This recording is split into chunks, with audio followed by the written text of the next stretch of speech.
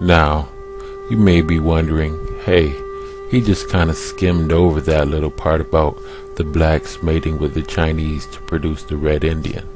Well, I'm going to attack that right now. You may be wondering, were there even blacks in China? And the answer to that is yes. There were indeed blacks in ancient China. The skeletal remains from southern China are predominantly Negroid. The people practice single burials, which is an African ritual. In northern China, the blacks founded many civilizations. The three major empires of China was the Jia dynasty, the Shang Yin dynasty, and the Zhou dynasty. The Zhou dynasty was the first dynasty founded by the Mongoloid people in China, called the Hua. The founders of the Jia and the Shang came from the fertile African crescent by way of Iran. Chinese civilization began along the Yellow River. Here the soil was fertile, and black Chinese farmers grew millet 4,000 years ago, and later soybeans. They also raised pig and cattle. By 3500 BC, the blacks in China were raising silkworms and making silk. The cultural hero Huang Di is a direct link of Africa. His name is pronounced in Old Chinese as Yuhai Handi or Hu Nak Kunte. He was supposed to have arrived in China from the west in 2282 BC and settled along the banks of the Low River in Shaanxi. This literal translation of Huang Yi to Hu Nak Kunte is interesting because Kunte is a common clan name among the Manding speakers. The Africans or blacks that founded the civilization in China were often called Li Min, meaning black-headed people, by the Zhou dynasty. This term has affinity to the Sumero-Akudan term Sa-ge-ga, black-headed people. These Li Min are associated with the Chinese cultural hero Yao. We know very little about the sound of the ancient Chinese because ancient Chinese was very different from Old Chinese and Middle Chinese and the modern Chinese dialects. This results from the fact that the Chinese dynasties were founded by a diverse ethnic group.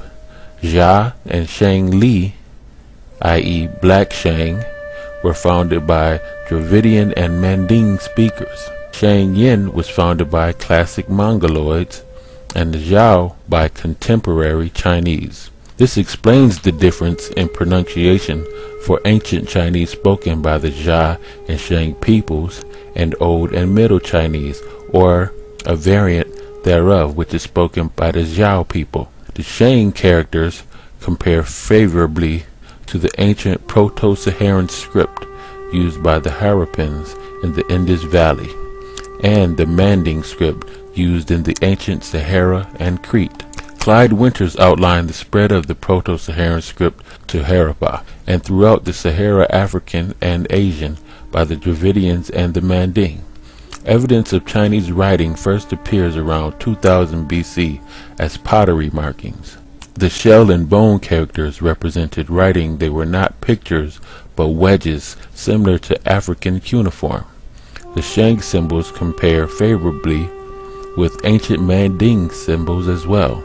Although there are different contemporary pronunciations for these symbols, they have the same meaning and shape. This suggests the genetic relationship between these scripts because we know that the present pronunciation of the Chinese symbol probably has little relationship to the ancient pronunciation of Chinese spoken in the Jia and Shang times when these characters were first used. This cognation of script supports the proposed Dravidian and Manding migration and settlement of China during the Jia times. The identification of the first hero of China, Hu Nak Kunte, as a member of the Kunte clan of the Manding speakers of Africa is supported by the close relationship between the Manding languages and the Chinese. Even though we do not know the ancient pronunciation of many Chinese signs, many Chinese and Manding words share analogy and suggest a Manding substratum for Chinese. I mentioned Black Shang, so I will further explain. There were two Shang empires. The first Shang dynasty was Shang Li, meaning Black Shang. It was ruled by Li Shang, or Black Shang. For the last 273 years of the Shang Empire, the capital was situated at Anyang. The Shang Empire based at Anyang was founded by the Yin nationality. We call this empire Shang Yin. Thus we have Shang Li Empire and the Shang Yin Empire. The Yin were classical Mongoloid people related to the Thai and other small Mongoloid Austronesian speaking people situated in Southeast Asia. The use of the blackbird as the father of Zhai relates to the blackbird as a popular totem of black ethnic groups in China. This indicates that the founders of Shang were of mixed origin. The bird myth I just mentioned, which is centered on the east coast of China, suggests black origin for Shang, since this area was the heartland of ancient China. Both the ancient Chinese and Africans had similar naming practices. As in Africa, the Shang child had both a day name and a regular name. The Shang child was named according to the days of the sun on which he was born. There were 10 days in each sun. These days are called the 10 celestial signs. In the mulberry tree tradition, one day 10 suns rose from a mulberry, and the archer Yi shot them down.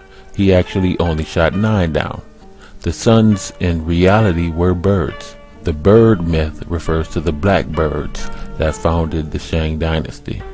The fact that only one of the 10 birds survived the arrows of the archer of Yi may be related to the unification of the 10 clans of the Shang dynasty. The reference to blackbirds in the Chinese literature relate to the African origin of the Shang rulers. The use of the term blackbird relates to the fact that these blacks had a bird as their totem. There is a similar account in Native American history, where the blackbird rescues the red bird from the white bird, which retreats back into the caves. This analogy is a reference to the Negroid releasing the red Indian from the clutches of the European colonialism. We know that birds do not live in caves. The cave is a reference to the mountains of Europe, the Caucasus Mountains. And as far as blacks in Asia today, many Africans and Chinese mixed and moved far north into Tibet, where they become known as nomads and live a very similar life to the Africans in Kenya.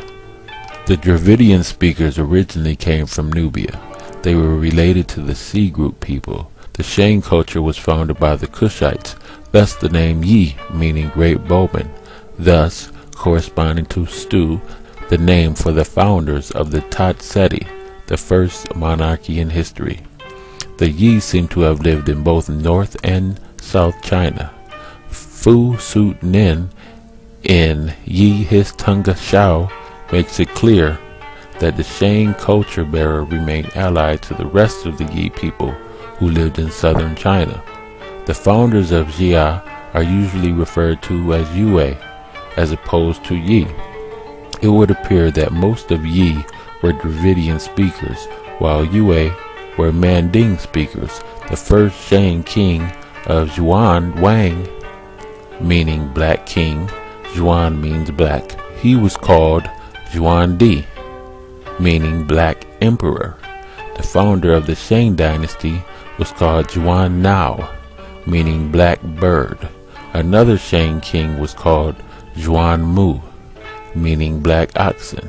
And the list goes on and on